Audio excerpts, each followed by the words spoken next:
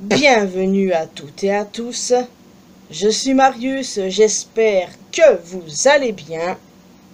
Me voilà enfin de retour après une bonne semaine de repos. Et ouais, c'est passé vachement vite. Mais j'avais hâte de vous retrouver, évidemment. Donc, du coup, je vais vous parler de Triple Mania. Et c'est vrai, c'est la première fois que je parle de la Triple A sur ma chaîne. Je veux dire, la dernière fois que j'en ai parlé, c'était pour World Collide. Et là, je me suis dit, c'était le moment de revenir dessus. Et surtout, il y avait des superstars de la WWE. Et je me suis dit, maintenant, tu peux revenir sur la Triple A. Tu peux à nouveau regarder. Oui, sans le parasite numéro 1, c'est beaucoup mieux. Même s'il y a certaines choses qui m'inquiètent. Parce que oui, pour ceux qui ne le savent pas, j'ai complètement arrêté de regarder la Triple A par rapport à une seule personne, Alberto Del Rio, ou El Patron, peu importe. Voir ce type m'horripilait au plus haut point. Et pourtant la Triple A, ils ont eu beaucoup de problèmes, beaucoup de gens problématiques. Mais lui, c'était quand même un niveau au-dessus. Ah, clairement. Donc, j'avais complètement arrêté la Triple A par rapport à ça. Je suis un peu revenu dessus depuis le rachat. J'ai regardé World Collide. J'ai skippé complètement ce qu'il y avait par rapport à Del Rio, pour le coup. Et là, c'était agréable. Parce que j'espère qu'il restera définitivement hors course. Et qu'il n'apparaîtra plus jamais à la Triple A. Ni nulle part ailleurs. Parce que ce gars-là, c'est honteux qu'il soit encore dans ce business. C'est horrible. Enfin bon. Donc, je vous dirai bien un mot sur d'ailleurs TNA Emergence.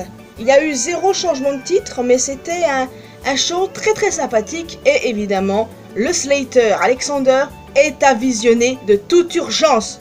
Maintenant, nous allons parler de la Triple A. Nous avons eu en début de show un gauntlet match pour la Copa Balda. Je ne sais pas comment ça se prononce, excusez-moi.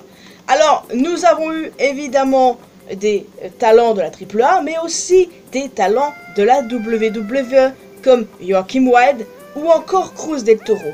Nous avons également eu le retour d'Otis, et nous avons eu Omos. Ah, mais quel plaisir de revoir Omos. C'était un gauntlet match extrêmement fun.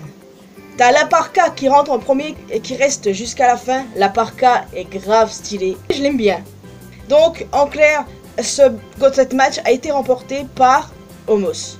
Et honnêtement, dès qu'il est arrivé, pour moi, c'était clair et net que c'est lui qui allait gagner.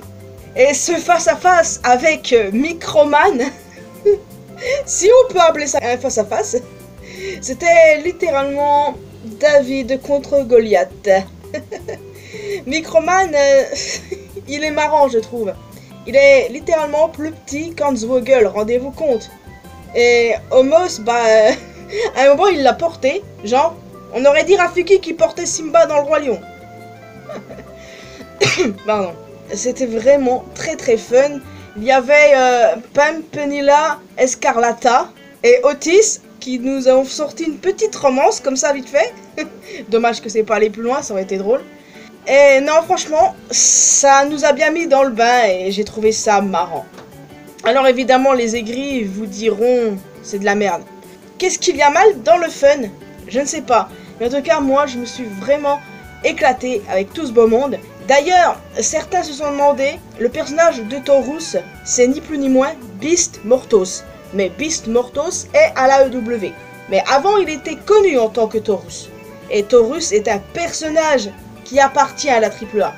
Donc c'est pour ça que Beast Mortos n'a pas pu prendre ce nom et qu'il est simplement devenu Beast Mortos. Voilà, pour l'anecdote, pour ceux qui ne le savent pas. En tout cas, c'est le même personnage, voilà. Donc oui, c'était un gauntlet match très sympathique et ça faisait vraiment plaisir de voir Omos. Franchement, Omos, c'est un gars que j'aime beaucoup. J'ai adoré son run au Japon à la Noah et j'étais vraiment contente de le voir là. Et j'espère qu'il fera d'autres apparitions comme ça à la Triple A. Ensuite, le match suivant pour le Latin American Championship, El Messias contre El Hijo de Dr. Wagner Jr. Alors, évidemment, j'avais pronostiqué le fils de Dr. Wagner Jr., mais El Messias n'est clairement pas un mec à négliger. Pourquoi? Bah c'est un putain de crack. Croyez-moi les amis, c'est un crack. Pour ceux qui ont connu la lucha underground, je pense que vous voyez exactement où je veux en venir. La lucha underground c'était quelque chose d'incroyable. Et je dois vous avouer que ça me manquait. C'était vraiment quelque chose. J'ai pas d'autres mots par rapport à ça. En tout cas, le match était bien sympathique. Nous avons un nouveau champion. Et maintenant, affaire à suivre. Qui sera son prochain challenger? Préférence pour Santos Escobar. Étant donné qu'ils ont un passif d'ailleurs. Rappelez-vous de Worlds Collide. Mais aussi de bien avant. Donc ce serait cool. Enfin, de mon point de vue bien sûr. Le match suivant était tout autant fun, j'ai adoré. Le Judgment Day, Finn Balor, Didi McDonough et Raquel Rodriguez contre Mister Iguana, Nino Hamburguesa et Lola Vice.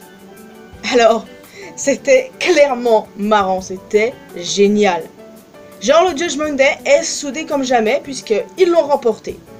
À un moment, on a Roxanne Perez qui a tenté d'intervenir pour foutre de la merde. Et ensuite arrivé la Hiedra. La Hiedra qui est la partenaire de Mister Iguana. Et ensemble, ils sont champions mixtes. Et la Hiedra, c'est une personne également problématique. Peut-être moins que Del Rio, certes. Je ne sais pas si vous avez entendu parler de cette histoire de Stephanie Vaquer qui a été victime d'une tentative de féminicide par son ex-conjoint. Et la Hiedra, comme beaucoup d'autres catcheurs, ont soutenu cet ex en question. Je porte pas cette femme dans mon cœur, je dois l'avouer. Mais bon, les Mexicains, ils ont tendance à un peu trop aimer les mecs problématiques, si vous voulez mon avis. Enfin, toujours est-il que... Désolé pour ce nouvel angle, j'ai eu un petit problème. Enfin, je disais, c'était quand même extrêmement fun, et puis j'ai beaucoup aimé le moment où t'as Finn Balor qui nous sort, littéralement, une marionnette à l'effigie du démon Balor. Et là, combat avec la Yeska. Non, vraiment... C'était génial. Et j'ai eu une idée en tête, les copains. Et si on pouvait avoir une suite à cette histoire? Genre Mister Iguana et la Hiedra qui défendent leur titre contre Finn Balor et Roxanne Perez. Personnellement, je dirais pas non à ça. J'aimerais bien. Je suis sûr que ça ne se reproduira pas, mais ce serait pas mal. De mon point de vue, encore une fois. Le match suivant, ah mais celui-ci, il était insane. Street Fight pour les titres par équipe de la AAA. Les Los Garza contre Pagano et Psycho Clone.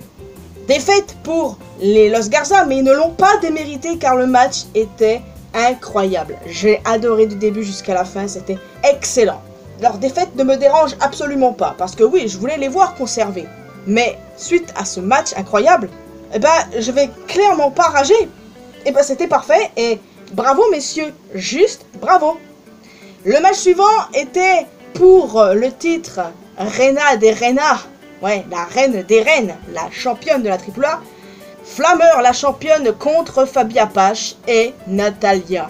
Natalia qui nous sort encore sa version de Natty Neidhart, sa version Bloodsport. Oui, qu'on a vu justement à Bloodsport et qu'on a aussi vu à la NWA, les gars.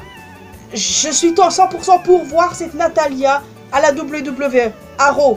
Pourquoi pas même la voir dès ce soir? Elle est censée affronter Becky Lynch pour le titre intercontinental, donc pourquoi pas nous sortir cette Natalia? J'aimerais bien, parce que croyez-moi, Natalia est une catcheuse extrêmement sous-estimée, et je pense qu'elle peut clairement faire fermer des bouches, parce que je peux vous dire que quand je l'ai vue à la Bloodsport, à la NWA, et du coup à la AAA, je vais pas vous mentir, j'ai vachement été impressionné. C'est une catcheuse extrêmement sous-estimée. Bon, toujours est-il que la championne Flammer a conservé et on aura éventuellement une suite par rapport à Natalia à AAA, vu le conflit qu'il y a eu à la fin. Affaire à suivre. Et enfin, le main event pour le Mega Championship, El Hijo del Vikingo contre Dominique Mysterio, contre Dragon Lee et contre El Grande Americano. Alors moi j'étais littéralement Team Dominique, moi c'était Dom Tubelt. Mais ça ne s'est pas produit. Au final, El Hijo del Vikingo a conservé grâce à une intervention d'AJ Styles. Ouais, ça ne me déplaît pas. Ce matin en me levant, j'ai vu une news comme quoi c'était pas fini entre Vikingo et Dom. Donc, probablement qu'il le battra plus tard pour le titre AAA. Et peut-être que Dom perdra le titre intercontinental d'ici peu, potentiellement à Clash in Paris si leur match est booké là. Et honnêtement j'espère, parce que AJ Styles, il n'est pas français, mais c'est notre français de cœur, vous voyez? Enfin voilà, ce que je veux dire c'est que c'était une fin très intelligente. À un moment donné, t'as les deux autres El Grande Americano qui sont intervenus. Je le rappelle, pour ceux qui n'ont pas calculé qui c'était, c'est ni plus ni moins Pete Dunne et Taylor Bate. Donc, si le but de tout ça est de nous créer un clan de dingue avec Ludwig Kaiser, moi je suis 100% pour d'endurer ça. Et surtout, je ne déteste pas la gimmick des Grande Americano. El Grande Americano qui est ultra over. Vous avez vu ça? Franchement, c'est super cool. Par contre, on ne peut pas en dire autant de Vikingo qui a été hué. Pourquoi est-il hué? Je suis sûr que les Américains ne le comprennent pas. Certains doivent se dire, c'était pas le favori, donc forcément il est hué. Non, non, non, c'est simplement parce qu'il a battu Alberto El Patron. Simplement ça, en fait. El Patron, c'est ni plus ni moins une icône chez les Mexicains, vous voyez, il est ultra populaire. Et donc, du coup, quand Vikingo l'a battu, puis l'a rebattu une seconde fois pour conserver le titre, bah ça ne leur a pas plu. Les Mexicains aiment les mecs à problème, je vous l'ai dit. Déjà, rien qu'avec la Hiedra, quand elle est intervenue pour empêcher Roxanne de faire sa merde, et ben, elle était littéralement acclamée. Là, El Patron, je peux vous dire que il est extrêmement populaire. Et je trouve ça dégueulasse parce que ce gars-là, c'est un agresseur, un tabasseur de femmes confirmé. Je sais pas si vous vous rendez compte de la dinguerie quand même. Et puis à un moment, en plein milieu du show, t'as Rey Mysterio qui vient introniser Conan. Et il y a des chants, We want Alberto. Et là, t'as Rey qui dit, je vais vous le ramener. Non! Non, non, tu peux le laisser là où il est, on veut pas de lui. Il y a que les Mexicains qui veulent de lui, pour des raisons qui m'échappent complètement. Les Mexicains sont fondamentalement cons, et je suis désolé s'il y a des Mexicains qui éventuellement regardent cette vidéo, mais on parle d'un mec à problème. Déjà, là, ils nous ont fait revenir Lesnar, mais s'ils font revenir Del Rio, mais moi je vais péter un plomb à force. Je vais littéralement péter un plomb. Là où Lesnar n'a uniquement son nom cité dans une affaire sordide, il est uniquement cité donc techniquement pas coupable, même si je n'accepte toujours pas sa présence et je l'accepterai jamais. Bah, Del Rio, lui, c'est confirmé. Donc c'est ça le truc. J'accepte pas ça. Voilà. Comprendo? Donc j'espère que Rey a dit ça pour calmer ces débiles. Et pas qu'il le pensait réellement. Parce que s'il le pensait vraiment, bah là je peux vous dire qu'il a grave descendu dans mon estime. Alors que j'éprouve un respect profond pour Rey Mysterio. Et s'il le pense, alors là je peux vous dire que mon respect, adios. Hein. Parce que là, s'il nous ramène un connard comme El Patron, et non un mec comme Cross, un mec qui est apprécié dans le business, parce que oui, vous avez forcément vu toute cette affaire autour de Karrion Cross. Je déteste la WWE au plus profond de mon être pour ça. Alors s'il faut revenir un mec comme El Patron, et pas un mec comme Cross, respecté par tout le monde, quelqu'un de bien, et qui n'a même pas craché sur la WWE malgré tout, et ben là, il y a un gros problème. Là, il faudra se poser les bonnes questions, les gars. Enfin, voilà, c'était l'instant coup de gueule, on va dire, mais au final, ce show était vraiment très bon. Je ne me souviens pas avoir regardé le Triple Mania de l'année dernière, parce que je crois qu'il y avait encore El Patron, et puis je vous ai dit, j'avais complètement abandonné la Triple A, donc c'est pour ça. Mais je regrette pas de m'être plongé dedans, et j'espère que je pourrai suivre davantage les prochains shows, s'ils n'appliquent pas cette ordure. Donc voilà les amis, je vais vous laisser ici, j'espère que vous avez apprécié cette vidéo.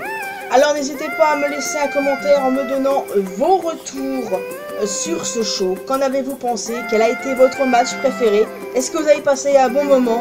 En tout cas, moi, oui, c'était vraiment très marrant, la Battle Royale avec Homos, Microman, le match du Monday contre Mister Iguana, c'était génial. La boucherie, Pagano, Psycho Clown contre les Garza, enfin, c'était vraiment très très fun. J'ai adoré ça. Donc en plus d'un commentaire, n'hésitez pas à laisser un petit pouce bleu, ça fait toujours plaisir. Vous pouvez me retrouver sur mes réseaux sociaux, les liens sont bien évidemment dans la description. Et le plus important, abonnez-vous à cette chaîne ainsi qu'à ma chaîne principale pour qu'on puisse se retrouver dans une prochaine vidéo. Et n'oubliez pas d'activer la cloche notification bien sûr. Bye bye.